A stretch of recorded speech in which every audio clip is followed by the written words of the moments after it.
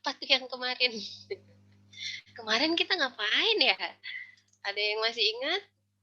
Kemarin kita tuh ngapain?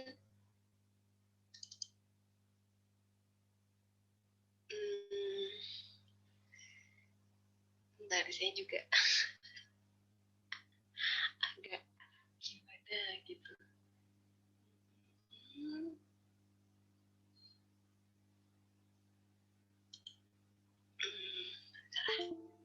Salah buka file.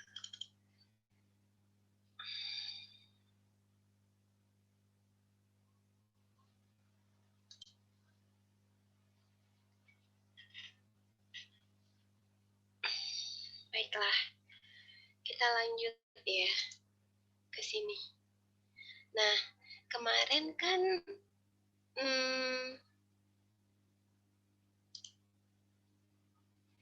kayaknya seingat saya sih pembicaraan kita tuh ini.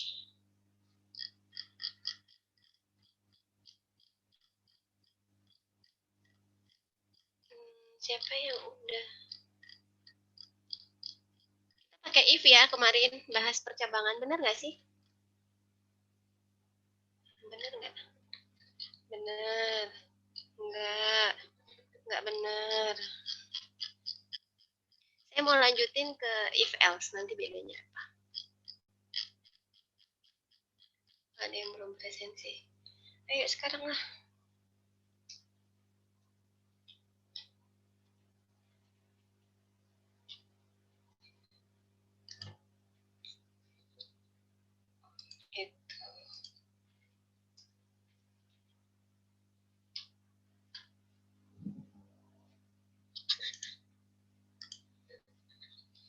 Saya mau share screen ya. Iya, percabangan. Tuh, pakai if ya. Saya mau share screen dulu.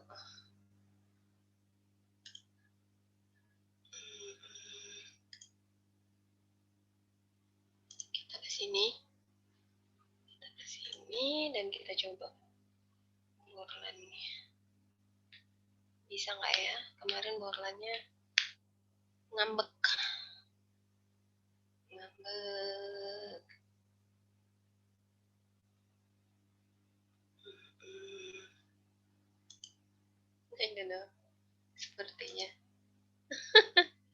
Sepertinya saya harus install ulang dia. Apa kita pakai online GDB aja? Ya, kita pakai yang online aja.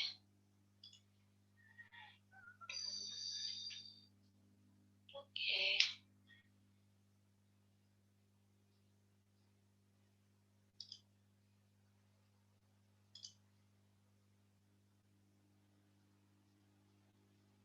Ya, soalnya kan ini yang versi gratisan. Kalau gratisan kan nanti dia bakal mati.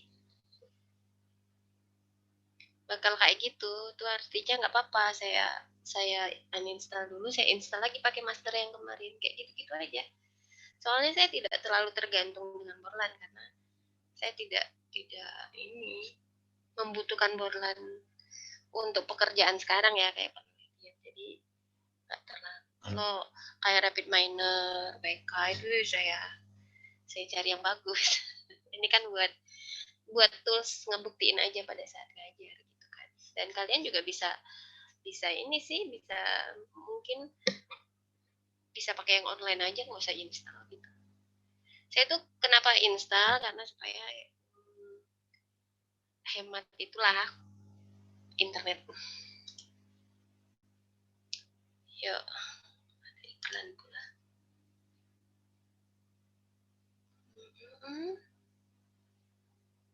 Kemana kita tadi? Ke sini ya? Ke sini. Ya.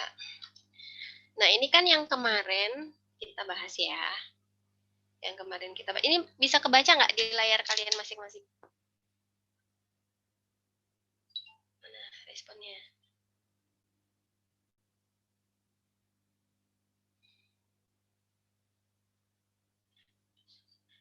Bisa kebaca jelas nggak?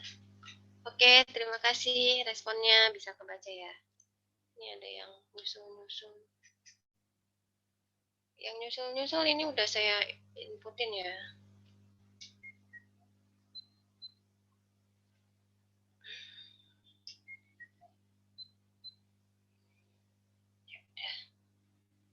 Udah ya. Semoga nggak ada lagi. Agak mengganggu soalnya. Ya, terima kasih Bu Albertus. Jadi, kalian sudah saya jelaskan juga bahwa kalau syaratnya satu gitu, ya berarti kita cuma pakai satu if. Di sini, terus kalau bentuk flowchartnya bagaimana gitu kan. Nah, tadi ada variabel, ingat-ingat proses input, kemudian seleksi. Nah, seleksi ini memiliki kondisi. Kondisi ini tepatnya menggunakan simbol yang belah ketupat. Kemudian isi statementnya cuma satu, yaitu lulus. Bagaimana jika, nah, udah saya tunjukin ya kemarin.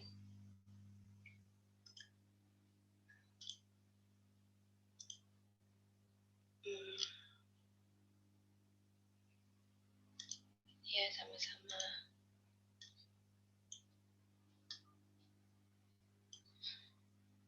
Jadi tuh gini, mulai tadi ada variabelnya nilai akhir, itu tipe datanya float, kemudian ada proses input untuk variabel nilai akhir, kemudian ada syarat kan.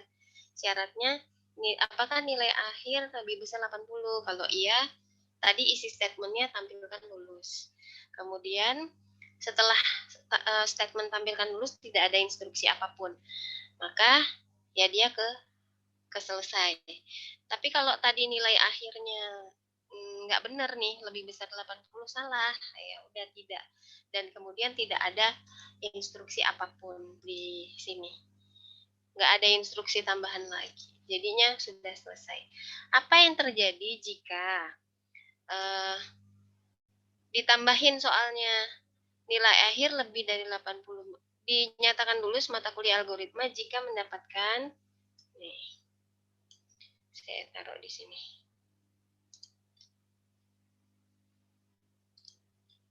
Ini udah belum? Yang kalau dia ini. Mahasiswa dinyatakan lulus mata kuliah algoritma jika mendapatkan nilai akhir lebih dari 80 dan yang selain itu tidak lulus gitu. Itu gimana? Udah belum kemarin nih? Udah belum? Ini bahas ini kemarin. Oh, udah ya. Ada yang nanya ya kemarin ya. Berarti flowchartnya juga udah oke ya. Ya, sip. Flowchartnya ini ya. Sorry. Flowchartnya ini. Ada variabel pakai jajaran genjang, ada proses input untuk apa namanya, variabel nilai akhir, kemudian kondisi ini dulu, nanti kalau enggak dia ke kondisi lain. Jadi mungkin nanti untuk tugas akhir, tugas besar kalian ya ini bakal banyak menggunakan simbol ini. Jadi bercabang-cabang. Banyak banget Bu, ya nggak apa-apa. Asalkan lihat, tidak akan pernah ada simbol flowchart yang ngegantung. Ngegantung artinya setelah dari sini iya tampilkan lulus, nggak ada panah kemana-mana. Nah itu nggak mungkin. Jadi flowchart tuh harus jelas, dia akan memiliki awal dan akan memiliki tujuan akhir gitu. Yang kedua, mahasiswa dinyatakan lulus mata kuliah algoritma jika mendapatkan nilai A. Jika tidak, maka tidak lulus. Nah ini mirip yang tadi, cuma di sini kita bisa pakai, ini saya kecil-kecilin ya supaya muat tempatnya. Ini belum kan? Kasus ini belum kan? Nah, ini bisa dibaca? Oke. Nah, dia katakan A, gitu. Jika mendapatkan nilai A, lulus. Berarti nilai selain itu nggak lulus, gitu kan? Benar nggak? Syaratnya adalah nilainya A, lulus. Tapi selain itu, dia nggak lulus, gitu. Berarti ada berapa variabel yang kita butuhkan? Coba, ada berapa variabel yang kita butuhkan? Ada berapa variabel yang kita butuhkan? Saya tinggal ngetik nih, langkah 1. Siapkan variabel. Berapa? Udah sarapan. Cepatlah jawab. Variabel nih, butuh nggak? Variabelnya ada berapa? 2. Apa aja menurut Afan kalau 2?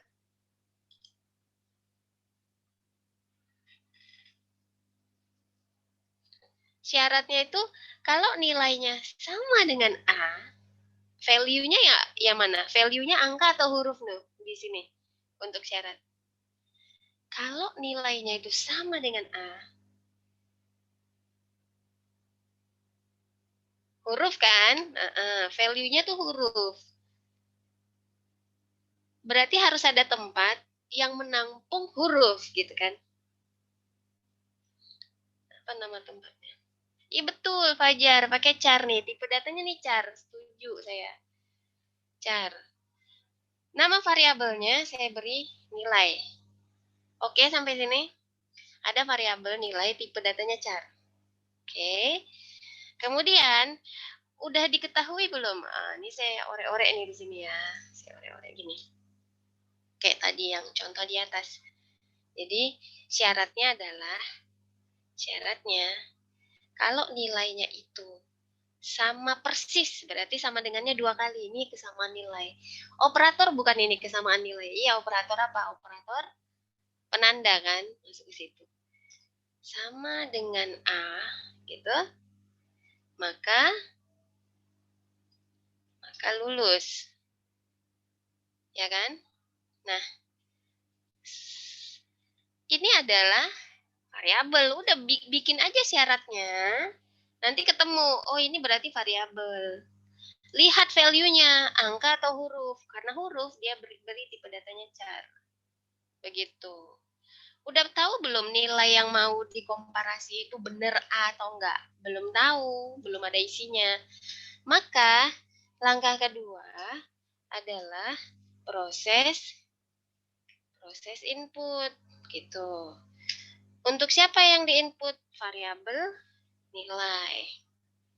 Di sini syaratnya saya ketik n-nya kecil karena di sini saya taruh n-nya besar, jadi ke bawah kalau ada nilai n-nya besar. Nah, udah boleh belum? Udah bisa belum langsung masuk ke proses seleksi? Proses seleksi. Berarti langkah 3 itu langkah 3. Kalau dia nilainya A, itu lulus. Tapi kalau enggak A, kalau tidak A, maka tidak lulus gitu. Kemarin kita bahas toh, not itu tidak kan? Jangan bilang, aduh yang mana ya Bu? Saya itu setiap hari selalu membuka lembaran baru dan selalu move on gitu. Janganlah. Langkah 3, proses seleksi. Menggunakan if. Kita pakai if aja dulu ya. Bu, itu loh yang tadi Ibu bilang if else. Iya gampang. Bentar, sabar. Sabar kenapa? Satu-satu kita bahas nih. Ini kita kecilin lagi juga ya. Saya kasih dua-dua deh. Biar agak gedean dikit. Nah, gini. If terus berarti if yang pertama apa? If yang untuk lulus ya. If yang untuk lulus. Syaratnya apa? If syarat nilai sama persis dengan A. A itu char tadi. Dia nggak boleh tulis kayak gini aja, tapi diapit petik tunggal. Ingat kalau char. Jadi kalau misalnya angka tapi diapit petik tunggal juga, itu nanti dia termasuk tipe datanya juga char. Jadi apapun itu, kalau mau diapit petik tunggal itu juga cuma satu karakter aja. Maka statementnya adalah kalau nilainya nah kalau gini petik 2 itu string. Jadi boleh lebih dari satu huruf dan boleh nulis apa aja. Gitu. Terus if yang satu lagi kebalikannya berarti sama dengan A yang tidak sama dengan A. Not itu apa kemarin saya bilang simbolnya? Not itu tanda Ru. Tidak, berarti dibaca tidak. Tidak diikuti sama dengan. Berarti tidak sama dengan A. Gitu. Yang tidak sama dengan A, apa outputnya? Tidak lulus. Ini kayaknya dia kegedean. Kita kecilin. Kita geser. Geser dong. Geser dong. Lalu kita tambahin ke sini. Mengikut aja deh di 20. Finally. Nah, statementnya apa kalau dia tidak sama dengan A? Berarti kan selain A. Selain A, ya tidak sama dengan A, maka di sini tidak lulus. Gitu. Paham nggak kira-kira? Ada pertanyaan? Jadi nulisnya bukan bingung, jangan bingung lagi ya, operator tuh dipahami. Saya bilang dari awal kita ketemu pada saat saya menjelaskan operator, ingat dihafal. Jadi kalau sama dengannya 2 kali itu maksudnya sama persis loh kesamaan nilai. Tapi kalau sama dengannya 1 itu untuk pemberian nilai. Sekarang kita mau, Bu, coba Bu, di itu Bu. Dijalanin. Gitu ya. Coba Bu dijalanin. Dia nggak punya kaki, macam mana dia mau jalan maksudnya? Kita coba di sini, ya kan? Maksudnya itu kan. Car nilai. Oke. Titik koma. Angka 2 input itu kita bisa pakai sein. Kemarin dia baca sein. Sein. Titik koma, ya kan? Angka 3 menggunakan seleksi if. Langsung aja if ya. Oke. Langsung aja if. Ini kita masukin. Supaya dia kayak sejajar gitu kan. Saya bilang hierarki.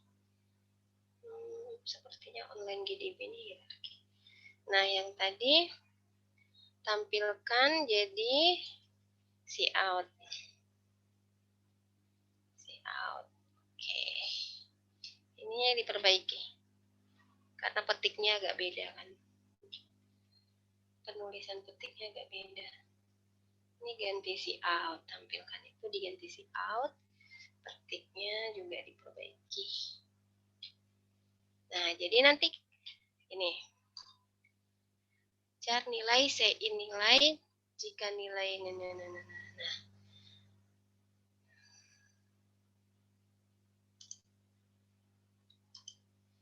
Bu, kalau dimasukin ke Borland, tanda petik 1 harus ditulis, Bu. Jadinya petik A. Ya, petik tunggal.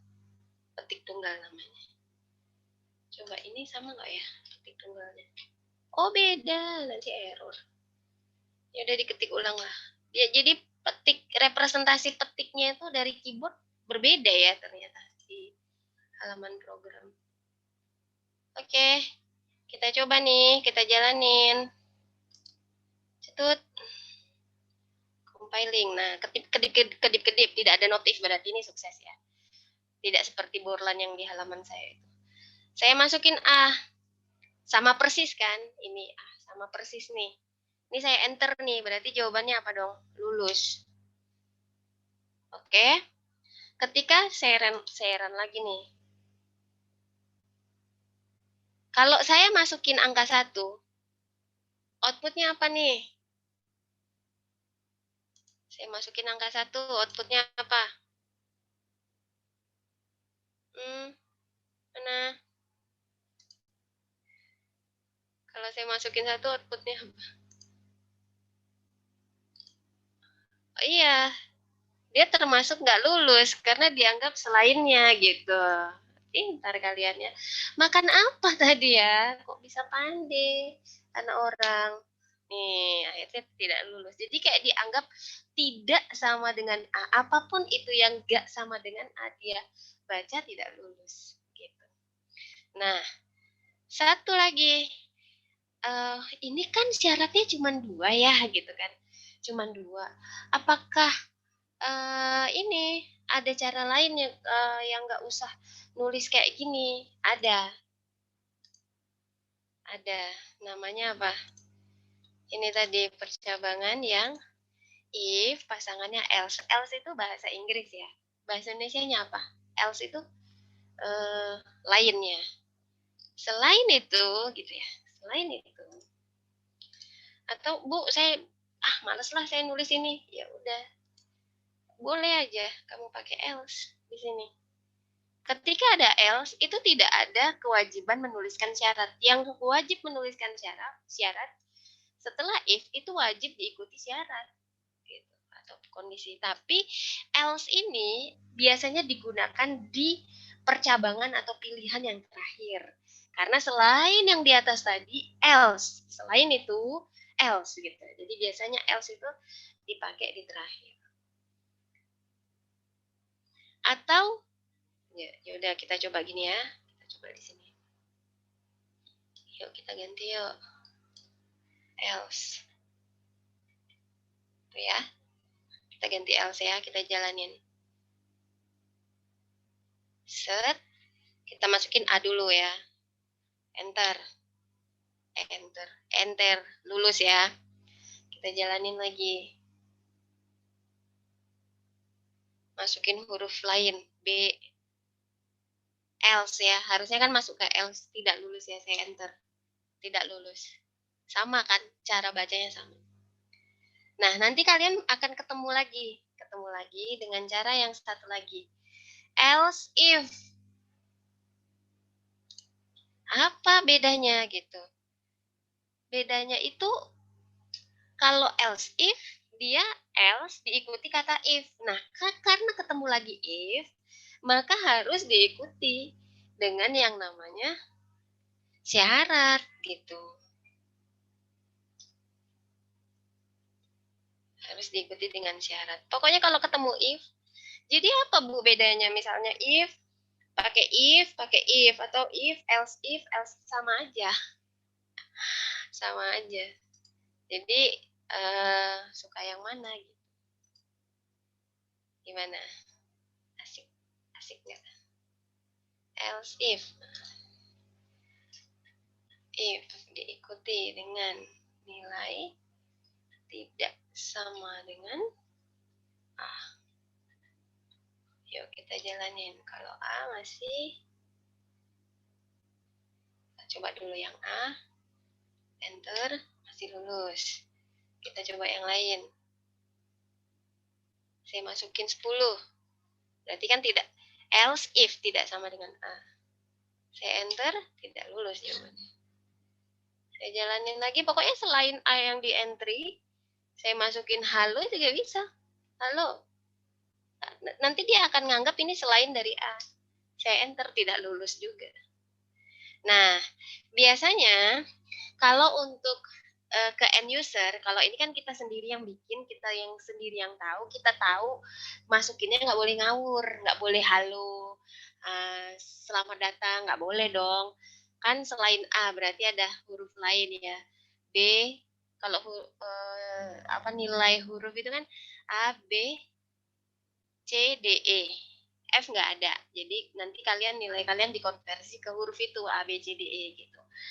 Kalau di sekolah kan di nilai rapot nilainya 85, rata-rata 75 angka. Kalau di perguruan tinggi nanti kalian dapat berarti A paling tinggi, B itu kedua, C 3, kemudian yang E itu keempat, D itu keempat, E itu 5. Jadi kalau dapat nilai A itu 4 berarti bobotnya. Bobot itu dikali dengan SKS. Nah, itu nanti saya ajarin cara ngitung IP dan IPK. Jadi biasanya kalau untuk misalnya end user, ini biasanya di sini sebelum say in, itu tuh dikasih see out dulu hiasan. Kayak hiasan sih. Jadi berapa nilai Anda? Boleh gini, ya tergantung siapa yang bikin program sih. A, atau B, atau C, atau D, atau E, gitu. Ini tutup kurung. Tutup kurung. Misalnya mau ditambahin nih si out-nya. Selamat Anda lulus. Boleh juga. Tidak lulus. Terus belajar ya. Nah, jadi nanti kalau di run, sorry, salah nih. Nih, titik komanya ketinggalan. Terus belajar ya. Oke, di run. Ketika di run, ininya muncul kan, instruksinya itu loh. Berapa nilai Anda, A, B, atau C? Nah, di sini kan berarti yang dimasukkan nilainya A, B, C, D, atau E. Jangan input yang lain nilainya. Terus saya input lah di sini, oh nilai saya B. Gitu kan. Saya enter, jawabannya tidak lulus, terus belajar ya. Gitu. Ini dipakai nanti untuk tugas besar kalian di akhir semester. Dan ketika kalian membuat program untuk dipakai oleh orang selain orang IT ya harus kayak gini juga, jadi ada instruksinya. Kalau kita sendiri yang bikin terus untuk kita juga cuman kita doang yang tahu. Gimana, ada pertanyaan nggak? Berarti daripada nulis else if berarti if aja cukup Bu. Iya betul, atau else if ada fungsi yang berbeda Bu. Enggak. Kok angel sih? Ini saya berikan opsi loh ke kalian. Jadi boleh mana aja, yang penting artinya sama. Jadi kalau pakai else itu biasanya di pilihan terakhir. Di syarat terakhir. Udah else aja dianggap else.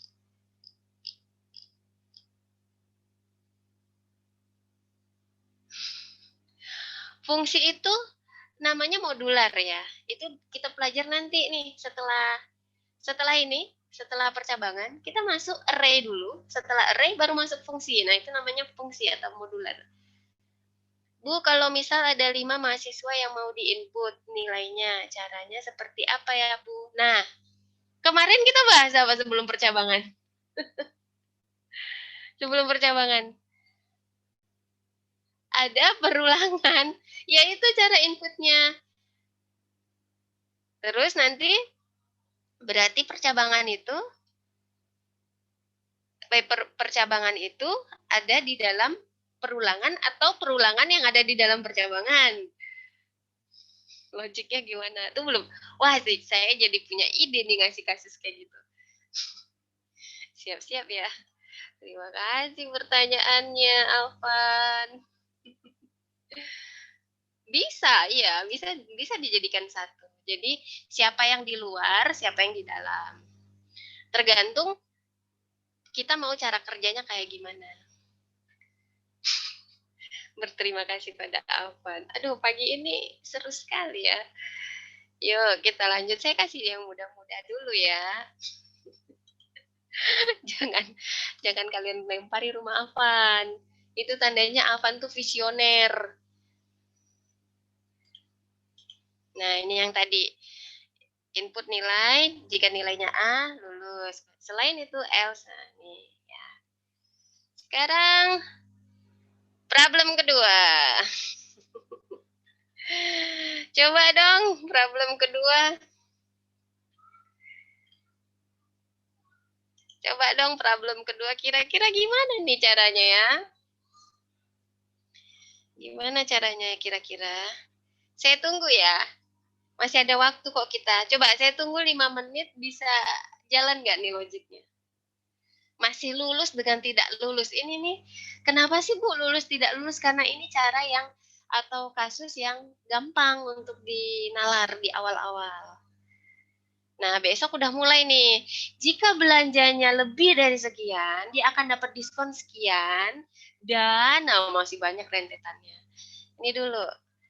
Mahasiswa dinyatakan lulus mata kuliah algoritma jika mendapatkan nilainya A. Dan berarti dalam satu syarat itu ada 2 variabel, 2 kondisi. Yang satu kondisi untuk nilai, yang satu kondisi untuk presensi. Di mana operator penghubung mereka ini pakai dan. Kalau ini terpenuhi, apa outputnya? Lulus. Kalau nggak terpenuhi, nah coba deh. Boleh pakai if, else, boleh pakai if. Boleh pakai if, else, if. Nah, yuk, gasken. Gak apa-apa, Van. Gak usah merasa bersalah. Visioner tuh, Van. Saya tunggu 5 menit ya. 5 menit. Jangan ini. Jangan gak ngerjain, dicoba dulu.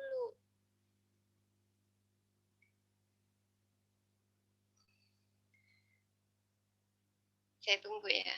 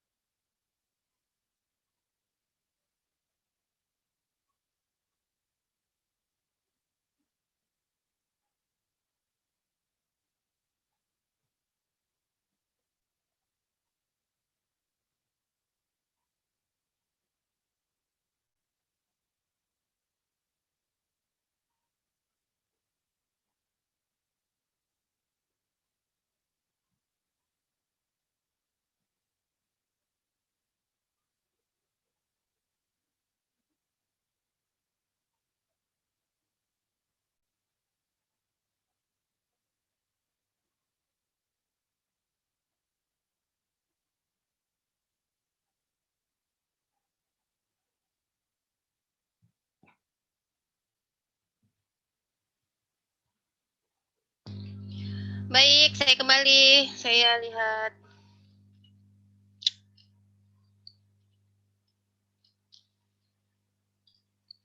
Alvan bilang nilai total, total presensi. Bukan. Bukan gitu, Van. Nah, Regan nih. Mendekati nih, Regan. Nilai sama dengan A. Udah mulai bagus. Bagus nih. Tapi belum benar, Regan. Cuman udah mendekati logiknya. Jika nilainya sama dengan A. Kan ini pakai N. N itu kayak gimana nulisnya kemarin? Saya jelasin. Pakai tanda dan 2 kali kan? Dan di sini ada variabel lain, yaitu presensi. Presensi lebih dari 75, maka lulus. Else tidak lulus. Oke, ini cara bagus nih else. Yuk kita kerjain. Kayak gimana gitu ya kita kerjain.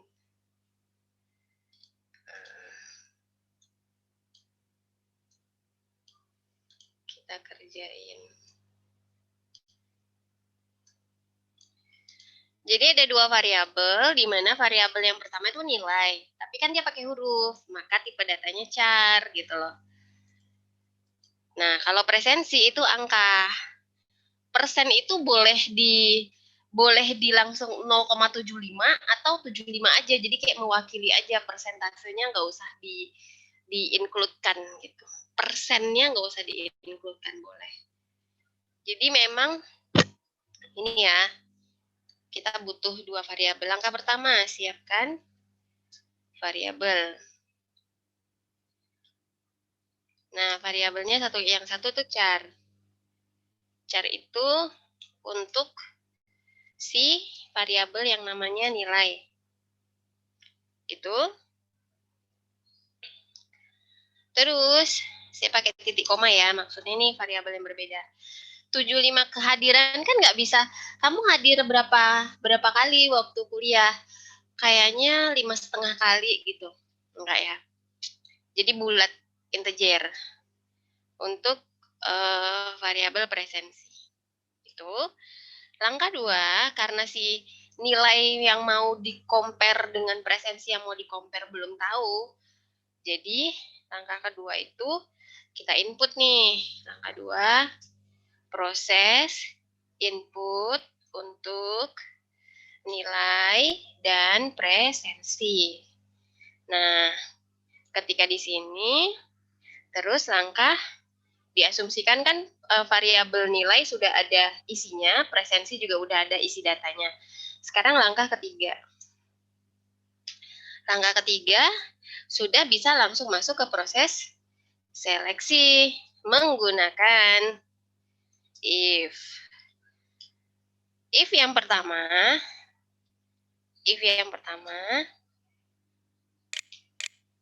saya bilang nih ya, di dalam syarat, di dalam kondisi itu boleh lebih dari satu variabel ya kan, dihubungkan dengan berbagai operator. Operator yang kemarin kita bahas, ya bisa apa aja. Nilai sama dengan A gitu. Di sini syaratnya dan presensi, berarti tanda dan 2 kali. Begini penghubungnya operator lagi.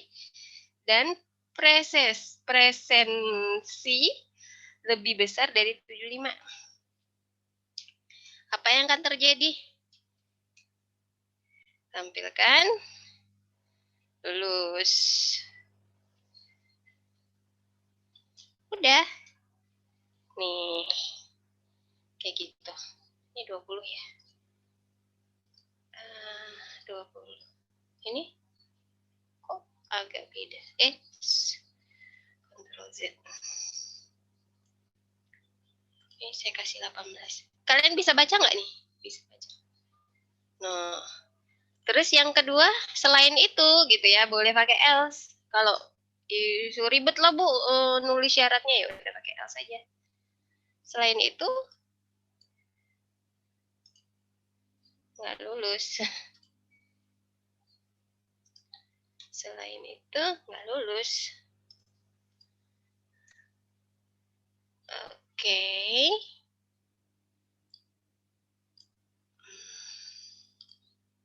Selain itu tidak lulus. Udah.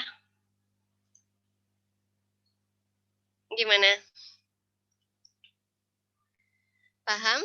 Jadi Rigan tadi udah logiknya udah oke ya, Rigan. Tapi kalau misalnya mau, jadi Bu kalau mau pakai if lagi, ya ditaruh aja lagi syaratnya. Syaratnya kebalikan di atas. Tapi ingat, ini kan lebih besar dari 75, di atas 75. Nah, kalau presensinya sama persis dengan 75, apakah dia lulus? Nah, ini tergantung situasi kondisi. Apakah lebih besar sama dengan 75 itu dianggap nanti syarat lulus, atau 75 itu masih belum lulus gitu.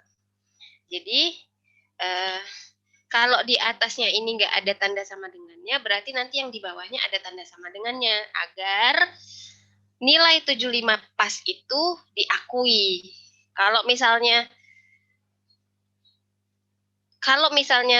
kita tulis kayak gini, tidak sama dengan A dan presensi kurang dari 75. No, presenso. Ini terlalu semangat ini ya. Presensi kurang dari 75, nanti pada saat presensi di input angkanya 75 pas, dia nggak bakal masuk kemana-mana. Ya kan? Paham ya sampai sini? Maka supaya si 75 itu masuk, kayak gini. Sama dengannya mau di atasnya atau di bawahnya. Tergantung kondisinya. Kondisi ya pertimbangan programmer lah gitu. Ada pertanyaan? Wah, udah ada yang cabut. Oh, mungkin jaringannya. Paham, Afan? Rigan gimana? Rigan ya, tinggal memperbaiki ya. Takut dijadikan soal. Iya, nggak apa-apa. Iya, saya tahu jam 8.50 ada agama non-muslim.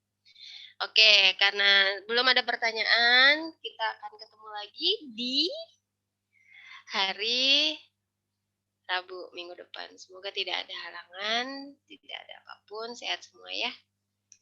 Semoga juga apa yang saya berikan hari ini bisa bermanfaat dan berkah. Nanti kalian coba latih yang ini tadi, diubah ke dalam bentuk flowchart ya. Di print screen nih, di screenshot.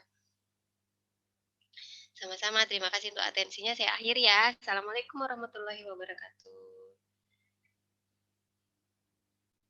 Ini di screenshot dulu nih. Nanti coba ubah di bentuk flowchartnya.